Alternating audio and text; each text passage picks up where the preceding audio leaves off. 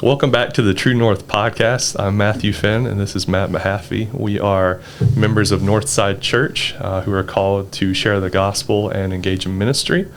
Today, we're going to be talking about the importance of doing ministry in a busy and hectic schedule. Matt, one of the things we're going to talk about is how we kind of function within our life and our faith and how we integrate the two. So, do you have any thoughts on this? I do, because for us, I think I'm not saying it's completely different just because I'm like technically what you would call a pastor, so to say. So our lives are very similar, but also kind of different in the same sense. For me, essentially, everybody knows I'm the youth pastor here at the church, but doesn't necessarily pay all the bills. So I have to work a full-time job, which in the Christian ministry world is called bivocational. Because I've explained that to people before. I'm like, well, I'm bivo or whatever. And they're like, wait, you're what? I'm like, no, like it's not what you think that means. Like bivocational, it's like it means I'm in ministry, I'm a pastor, but I have to work a full-time job on top of it because I have bills to pay, family support, and all that other kind of stuff. And gosh, it definitely has its challenges because when you get into ministry, you're thinking like, okay, well, this is what God wants me to do, so He'll give me to full-time ministry because that's what He wants me to do. And I'm 8.5 years in, and I've been bivocational the whole time. And it used to be very frustrating at first because I wanted, full-time ministry. Like, God's going to take me there. If this is what He wants me to do, I'll be full-time. And it just hasn't happened. So over the years, I finally, in prayer and study, spiritually mature enough to be like, okay, if God wants me to be bivocational for the rest of my life, I'm okay with that. Like, I've worked this balanced schedule for so long where it's not like, it definitely still has its frustrations, and it's like, well, if God ever wanted me to be full-time with it, yeah, I'm going to jump on top of 100%. it. But if it never happens, I'm okay with where I'm at. You know what I mean? Because, ministry is not just at the church, right? I've realized over time, too, that my ministry is also at my job, my full-time job. Like, it's not just everything that we do here at church. It's like, I'm still going into ministry when I clock in at 8 o'clock every morning at the retirement home. You know what I'm saying? Which, for people that don't know, I'm a transporter at the retirement home. I take people to and from their doctor's appointments. I schedule appointments. That's essentially what I do, 8 hours a day, sometimes 9, depending on what happens. And the challenges with that is it makes it hard to find time for yourself and God, just the two of you, because obviously in ministry, especially being like a youth pastor, you're planning lesson plans, there's retreats, there's camps, there's game nights like we did, a couple weeks ago. And gosh, that is a big challenge. It really does. And then one of the girls even asked me, like, y'all should do one of these every week. And it's like, no. If we could, sure, we would love to. But again, we live such a busy life. Again, I work full time and a youth pastor, and you go to school, you have a family with 2 kids, you're a teacher, you have more going on than I do, essentially. Like, I don't know how you do it. And I've talked to Andre about it a bunch of times. Like, I don't know how he balances it all. I'm losing it every single day. I will say, you make it look so easy, though. Well, no, you really do. No. It's one of those things, and kind of talking about ministry, and I guess we kind of misunderstand the word. I think most people don't exactly get it. And someone said something to me. They're like, you have to minister to God, and you got to minister to people, and you can't do it in a different order. I was like, what do you mean by ministry? And ministry is more like, serving. And I think we get this word and we kind of put it up on a pedestal, like ministry is like a sacred thing only for pastors.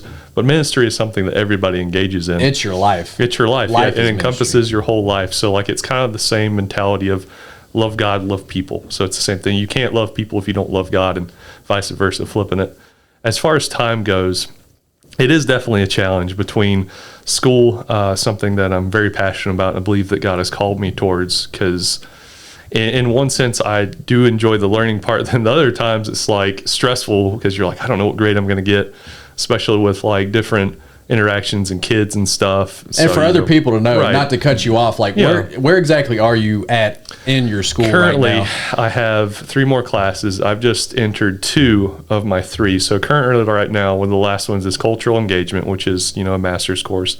And then I have thesis research, which is me writing a book for almost like a baby dissertation is what a thesis is. And it is me giving an author statement, kind of the reason why I'm writing a story, what it would benefit for people that would read the book and so on and so forth. And then my last class is thesis defense. So what I'll have to do, and it's very stressful for me to think about, is I'm gonna have to dress up. I'm gonna have to sit in front of a webcam in front of a council of people, and they're just gonna rip my paper apart. Hopefully not, where they're gonna give me perspective of how can improve it and all that stuff. So like for my thesis, for anyone that doesn't know, I'm in creative writing, so I really enjoy like illustrative writing, metaphors, allusions, and all that stuff that take the message of the Bible and reflect it. So one of the biggest things I would say is, for me, in fiction is a reflection of truth. Nonfiction is completely factual. So what fiction does is it takes these concepts, these good things like holiness, grace, sacrifice, and it, like the moon reflects the sun, it kind of points towards them. It points towards the Bible. Even though you may not specifically say the name of God or Jesus, it's one of those situations where it just adds credence to that. Well, it's like what me and you've talked about before. Yep. Jesus teaching in parables. It's not exactly scripture, but it helps explain the stories. Right, of it life highlights with, and parallels it. Yes. Yeah, definitely. And, you know, again, going kind of back what we were talking about, I can go on a rabbit trail with that whole thing, because that's, you know, my passion. Maybe we'll have a whole episode where we're just like, books.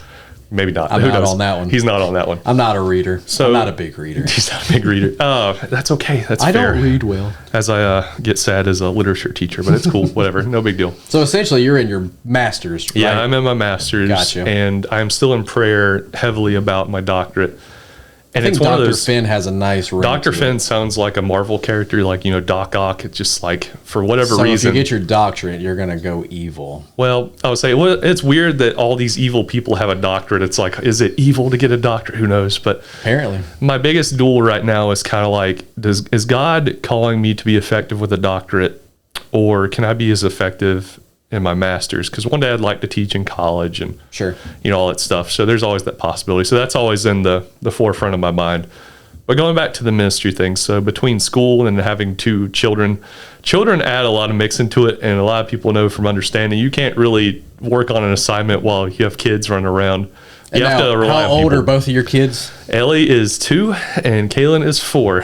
So to give perspective on that one, so the other night she was crying because she wants a boyfriend, like just ugly crying tears, Wow. red Now face. add that to your Add that stress to my already. stress. Now I'm she's like, into could you boys. please stop crying? Like, I just don't know what to do. And it's like, well, she was like, and no inappropriate thing meant by this, but she's like, I want a boyfriend to sleep with me, meaning she wants a boy to be with her at night because she's afraid still. Right. She's still getting up, getting in our bed, disrupting our sleep schedule, a little baby octopus in our bed. So it makes it tough because you're like, Stuffed animal isn't good enough anymore. stuffed animal isn't good enough anymore. We need a boyfriend to protect her. I was like, well, daddy and mommy can protect you. He goes, no, I want the boyfriend. And so adding in their drama and obviously childishness into that situation makes a little bit of stress. Absolutely. Also, at the same time, being an English teacher, which I absolutely love, I love teaching anything involved with it, where I teach at an academy where I'm able to use kind of the Bible as a framework, because in a lot of literature, the Bible is so great in examples of poetry,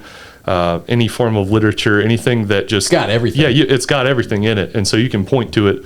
We were talking about like the dangers of like wandering away from God, and I was able to connect it with Solomon. It's like, look, he was chasing all these women, and that ultimately left him from God. And like, so you have these impressionable teens that are starting to come into their hormones and stuff, and so that can kind of give them a good direction. But so the thing in ministry is like, we have all these things that keep us busy and do all sorts of things that really lead us away from God, and we can find ourselves in a point where we aren't as laser focused in on that relationship like we were when we first became Christians. No doubt. And you have to be intentional. And so I think for churchgoers or church members at the same time, you can load yourself down with so many things that you really just start to miss the forest for the trees, so to speak. So you get so much into the motion of things that you forget, hey, this is an expression of love to serve God and to serve people, you know, to minister to God, to minister to people. So you have to be very intentional. An example, like we talked about prior to this, was that I'm allowed to kind of do a devotional with my teens that I have, my students in my class. Because it's a Christian school. Yeah, because it's a Christian school, and I absolutely love that. So it's a time where they come in, obviously we get their lunch orders, then we'll have, for me, you just don't have a whole lot of time, but I have a verse of the day, and what I'll do is I'll take time the previous day to pray over it, meditate over it, read some commentary on it. It's like, make sure I have the right framework. I'm not just taking something out of scripture and, you know, giving it to them. And so that sets the framework for the rest of the day. Now, that is a good thing, but the biggest thing is, and even for ministry workers, is that you have to read the Bible for yourself, not just to generate a lesson, not just to generate something, for whatever you're teaching that day, whatever it may be. And it's really tough to get caught in that cycle. It's really, really tough. And for you, especially being a youth pastor, I'm sure you can relate definitely, because you're constantly reading for the intention to teach teens, or absolutely, because you think for sermons. Doing Sunday school lessons on top of Wednesday night lessons, then if we plan camps and retreats, lessons for that as well, and filling in for Pastor Ronnie if he's not going to be there, so writing sermons on top of that as well. So it's like every time you're reading the Bible, it's with the intent of other people or the congregation or the youth group, and you can get caught up in that and feel like, well, I'm reading the Bible so much and doing all this, why am I not feeling closer to God or being spiritually fed? It's like, well, the intention is your focus is more on others, which we want to focus on others. We want to help others grow, but we need that for ourselves just as bad. And yeah, correct. We're still people. Yeah, and I think people forget that too, because obviously being pastors, people think we're like, oh, well, they know everything about the Bible. They're he's closer. Above, his ways are higher than ours. Absolutely, and he knows more. He's closer to God than us. We are people just like everybody else is. Obviously we're called to a higher standard with our calling and everything, but I guess the misinformation people get is the fact that, like, oh, we're constantly in the Word, we're constantly growing, but it's very easy for us. We fail so much. Oh, dude, I fail all the time, it feels like. And like you said, we've talked about it before, we're our biggest critic. And I'm always, like, criticizing myself, it feels like, man, why did I do this, or why am I not doing that, especially in ministry? Because you're constantly thinking about others a lot, which we want to do for others. I love doing for others, and that's great, but we can get so caught up in others that we forget about ourselves and our own personal relationships. Absolutely. I mean, if you're not pouring into your own cup, how are you going to be able to pour into others? Right. Definitely. Like, if my cup is empty, I have nothing to pour out into somebody else. And so that's why, I did my sabbatical last year, because it started to feel like my cup was getting less and less. And I was very self-aware, like, I don't have anything to give to others at that point if I'm not being spiritually fed. So it's making that time, and especially it being difficult working a full-time job, then having to come home. You have a wife, and then you're having to plan lesson plans, or series or whatever it may be to teach these students. And then it's difficult, and you understand being a teacher too, like, our intellect, not saying that like they're dumb and we're smarter and all that other kind of stuff, like, we're more mature and we understand things a little more. So then it's like not even just planning a lesson plan, it's like teaching it on their level, making sure you can break it down. Start from that source, and you're like, okay, how can I break this down into a more digestible sort of lesson? Absolutely, yeah. There's always that too. So you're having to put that into it, because everybody has their own levels of learning. Like, we have the picture hanging up in the parsonage over here. It says like everybody grows at different rates, and it's got like a plant that's this big and then a small plant. Like, we're all learning and growing at different rates. So you're having to take all that into account too. And then it's like, well, where in the world am I finding time for me and God, just the two of us, right? And then, we have one student who's like, well, I don't have time to read the Bible. I'm like, if anybody doesn't have time, then it should be us. Yeah, you know who you are. We're not going to say who, but we know who you are. We know who you are. But for me personally, like, I guess I've been doing it, 8.5 years now, and it wasn't always easy at the beginning, especially being a fresh new pastor. You're learning so much out the gate. And like I said, the previous episode, I didn't go to school for anything right off the bat. I mean, since then, I got a certificate in biblical studies from Southern Evangelical Seminary. And just because I wanted more learning, I wanted a deeper learning of theology and things like that. And so now I've learned to understand, especially after taking a sabbatical, how to make better time to have with me and God, so that way I can be poured into and filled and grow more in Him, so I can invest in others better. Right. So, like, for me, for example, my schedule is usually 8 to 4 at my full-time job at the retirement home. And it helps because it's a Christian-based facility. And I think that helps it a lot, too. And so usually what I'll do, if my schedule permits me, a lot of times I'll come into work. We usually have a little place where you can get breakfast and coffee. Sometimes if I can, I'll grab, some breakfast and drink and all that stuff, go back to my office. And I have a devotional book that I keep in my office. And before I open my emails, before I really start to eat my breakfast or do anything, I'll sit down, I'll open my devotional, and even if it's for a couple minutes, if that's what I have time for, I'll do it for that couple minutes. If it's 5 minutes, I'll do it for 5 minutes. And I spend time before I touch anything else into the Word with God, just to go ahead and start my day off that way. So that way I know, okay, well, I know I have time here to make time for God, right? And then I'll go throughout my day. And sometimes, like even at lunch, usually I'll eat with some other coworkers, but if my schedule doesn't permit it, I'll go back, and sometimes I'll work on stuff for youth groups. Sometimes I'll work on stuff for church on the website or whatever. But sometimes I'll go and I'll do my Bible reading plan, because on the Bible app, I have my own reading plans, and I have like 100 of them, doing so many different ones, trying to learn so much at one time. And I might do some of those because I know I can find and make time for that. Yeah, it'd be nice just to sit there and scroll on Facebook or TikTok and do things that, you really want to do. But I've grown more, especially here over the last couple of years or so, to want more of God and be like, oh man, I have time now to sit here and do this. Like for us, I have a friend and she reads so many books. I think she's read like 9 or 10 just this year already into 2025, which is crazy. Yeah, that's insane. And it's like, it's certain novels and stuff like that, because people always say like, well, I just don't understand the Bible. I can't comprehend what it's trying to teach me. I'm like, but the cool thing about the Bible is too, like we were just saying, it has everything.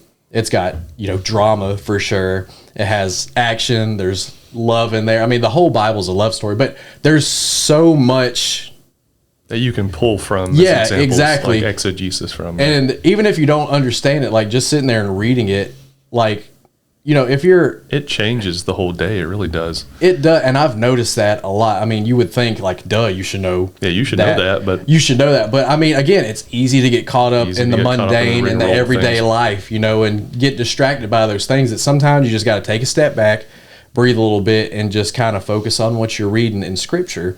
And be like, wow, I mean, it really does. Even without realizing it, like you can read the Bible and be like, okay, I don't understand what the heck it was talking about. But even if you're reading it to honestly seek after God, you can tell the effects from it, because God knows your heart and he knows that you're trying to spend time with him. I think it's really cool because like as you read the word, and even if you do it earlier in the day, and everyone's schedule is going to be different because everyone has different walks of life and whatnot.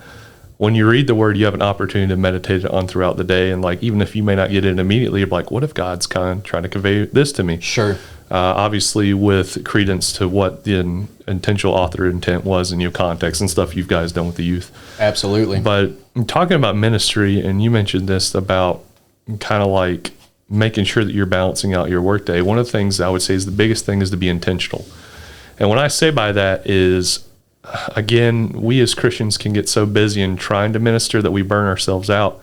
And by intentional, I mean is there are some activities at church I know I can't go to, and I have to say no. And it's like, there's a dinner this day. I was like, I can't do it. I was like, I have to honor this thing that God has asked me for ministry. Or someone might say something. It's like, could you come do this? I'm like, no. Like back in the day as an early Christian, I'm like, yeah, I'm coming. And then I just destroy myself. And that's how we burn ourselves out, because we feel like the more we're doing, the better off spiritually we're going to be, and that's not always the case. So we turn from grace works things to like, it's like, let's do as many works as we can to feel better about ourselves. Right, we get caught up in the works. We do, and we think that we're spiritually growing that way, or we're becoming closer to God that way. It's like, no, we feel like, okay, well, I did this, so I'm in good standings. Quantity doesn't always necessitate, quality. No, absolutely not, because it's easy to do that, to sit down and be like, okay, let me do my reading plan. Okay, I read a few verses, done. Like, there's no honesty in that. Like, I got it. You're not sincere in that. So I am 6th streak on my Bible app. So I'm like doing it like that sort of mentality, like treating it almost, I guess, I don't know much about this, like Snapchat. It's like you have so many streaks going on, or for something like that. It's like we shouldn't treat the Bible in that way, like as a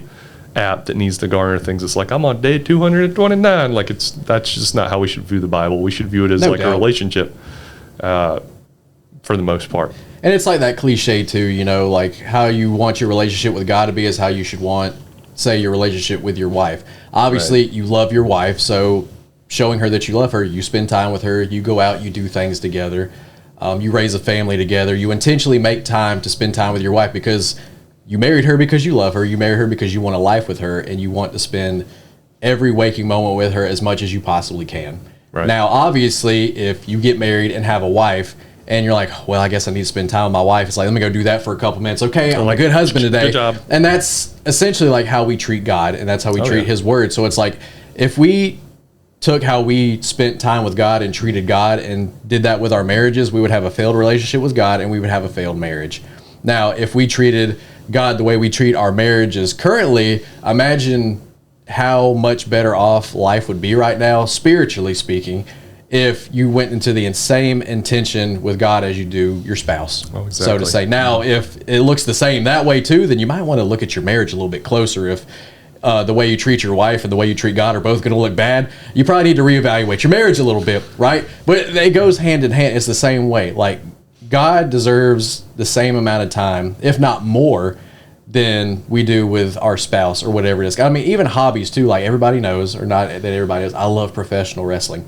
Like, when they come into town, I'm buying tickets. I mean, I'm sitting there like in the queue, like waiting for it to pop up. Like, imagine if I took that same excitement that I want for a wrestling show. Because I mean, when I know the tickets are going on sale, pre-sale 10 a.m. that morning, and I'm already sitting at my computer, I've got it open, and I'm like waiting, and as soon as it comes, I'm hitting that button. Just imagine what I would look like spiritually in my life if I treated God the same way, where I just could not wait to sit down and be able to talk to my Father in heaven. You know what I mean? Right. Now, obviously, he's not a form of entertainment or a spectacle and stuff like that. And that's what makes it even better when you think about, like, wrestling or any other kind of hobby you have. It's at a certain time, a certain place, whatever it may be. Like, God, we have unlimited access to him.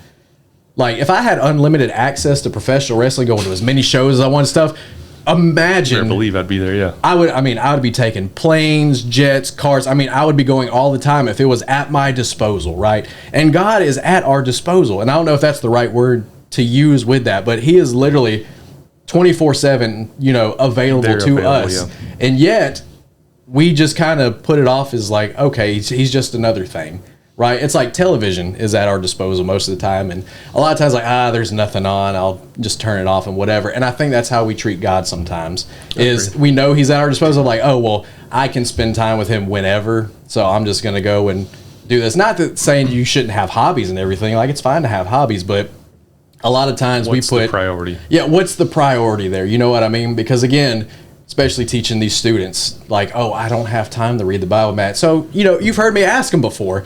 Okay, well, how many of you have a cell phone, right? You have Xboxes, PlayStations, everything like that. You can spend hours playing Fortnite. You can't take like 1 hour out of the 3 hours you're playing Fortnite and maybe just spend that hour with God.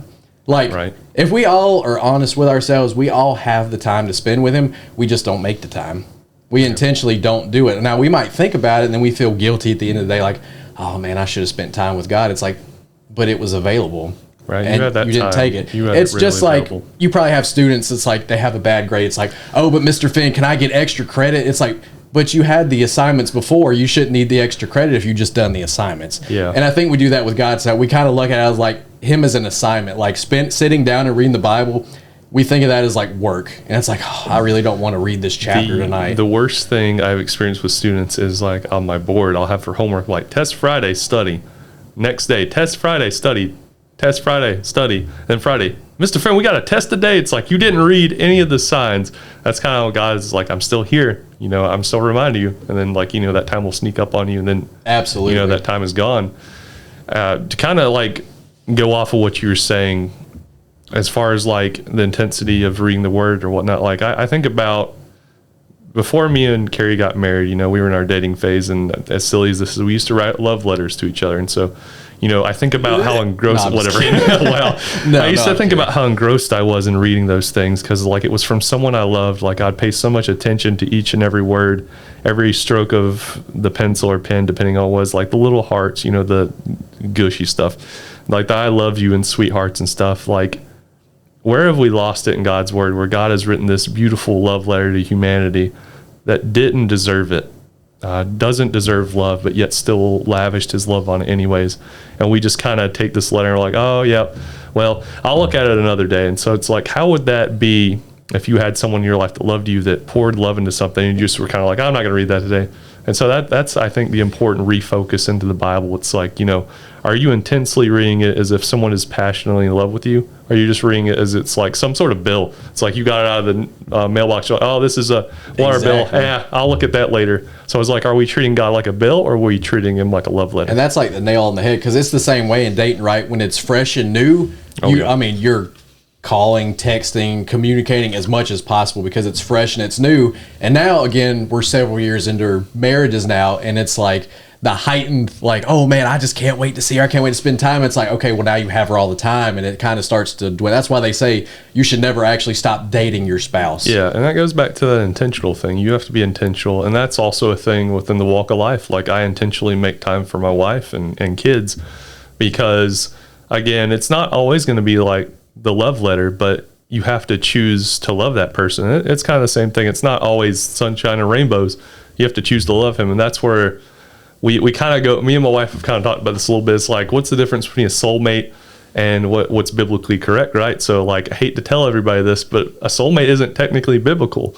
The reason why that is because we choose to love, and God chose to love us. Not that he was bound to, but instead he chose to lavish his love. And that's how we kind of are as we are finding people to marry. You know, we are seeking God on that to give us a kind of direction on that, if that makes sense. It's like Hotel Transylvania, you know, they call like what their song was, like it was a zing, right? And it's like, oh, we zinged and they're together. Yeah. It's not a feeling. But then later on, like I think it was like the second movie or the third movie, like he zinged again or whatever. Like, oh, but you only zing once. Like you only get one soulmate, you know? So it kind of plays into that as well too. So there's no like soulmate, you know what I'm saying? Yeah, definitely. It's a chosen love. And I think there's more beauty in that than like just...